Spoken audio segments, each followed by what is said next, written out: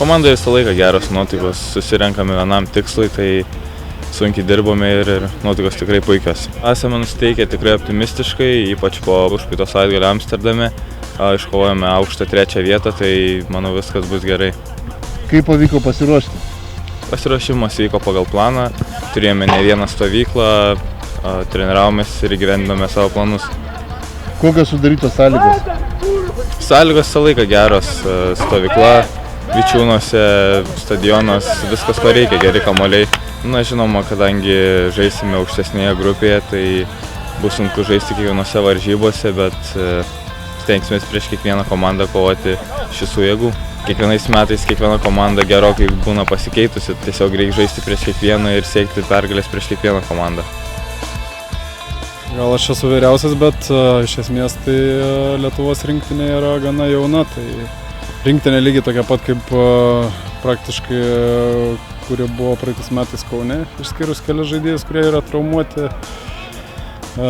Ypatinga tuom, kad išlikęs branduolys ir tiesiog gal susižaidimas bus geresnis negu praeitais metais. Tokiame turnyre dažniausiai reikia susižaidimo. Nežinau, ištvermės aišku labai daug reikia. Pasiruošusiam reikia būti.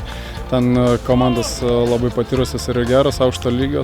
Visą laiką yra įmanoma kovoti, niekas neina į aikštę pasiduoti, todėl negalėčiau pasakyti, kad mes esame silpniausia komanda šiame turnyre. Tai tikriausiai parodė mūsų pasiruošimo varžybos Amsterdame, kur nugalėjom nemažą gerų komandų. Tai manau, kad kovoti tikrai įmanoma.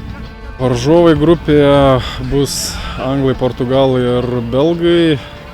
Nežinau, per visą savo karjerą tikriausiai su anglais nesu žaidęs. Daugiau su portugalais ir belgais esu žaidęs ne vieną kartą. Belgai bent prieš 2-3 metus buvo tikrai ne ką geresnė komanda negu mes, bet dabar jie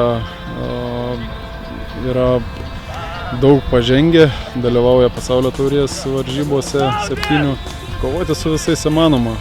Portugalai daugkartiniai Europos čempionai, anglai iš viso regbio tauta. Pogrupis sunkus, bet nemanau, kad kovoti negalima. Great preparation, boys are in great physical condition. This is fantastic, couldn't have asked to go any better. If we can just put onto the field what we've been doing in practice, I think we'll do fine. It's going to be a tough competition, it's always going to be a big ask, we're stepping up a league.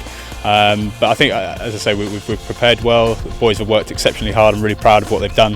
I think we're in a good position to keep pushing forward and moving Lithuanian rugby on. Lietuvos regbio sirgaliams pažadame žaisti iš visos širdies ir kovoti už savo šalį.